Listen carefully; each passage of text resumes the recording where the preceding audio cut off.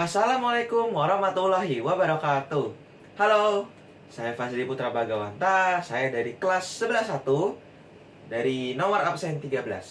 Oke, di sini saya akan menjelaskan tentang mata pelajaran sejarah dengan guru Pak Sucipto yang tema yang saya angkat adalah politik liberal. Kami,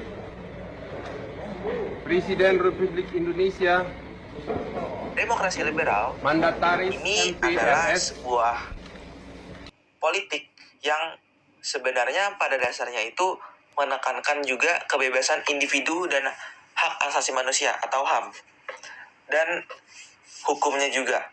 Jadi konsep ini itu menggabungkan prinsip demokrasi dan liberalisme.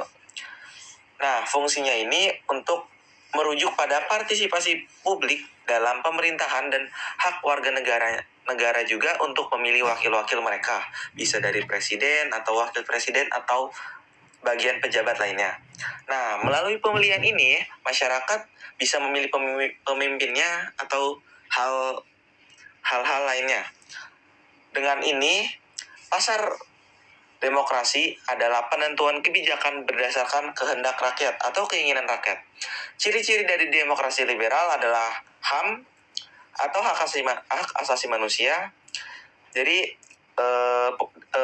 demokrasi liberal ini mementingkan hak asasi manusia karena kebebasan berbicara, kebebasan beragama, dan privasi warga negara yang harus dijaga. Lalu yang kedua ada pemilihan umum.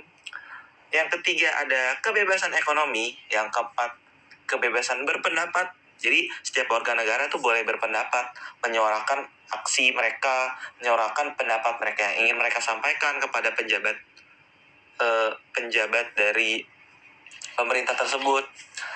Lalu dampak dari politik liberal ini yang pertama adalah perlindungan hak asasi manusia. Jadi salah satu dampaknya adalah demokrasi liberal yang perlindungannya tuh pengakuannya cenderung menghasilkan kerja hukum yang kuat untuk melindungi hak-hak individu mereka, seperti kebebasan berbicara dan hak lainnya. Lalu partisipasi publik.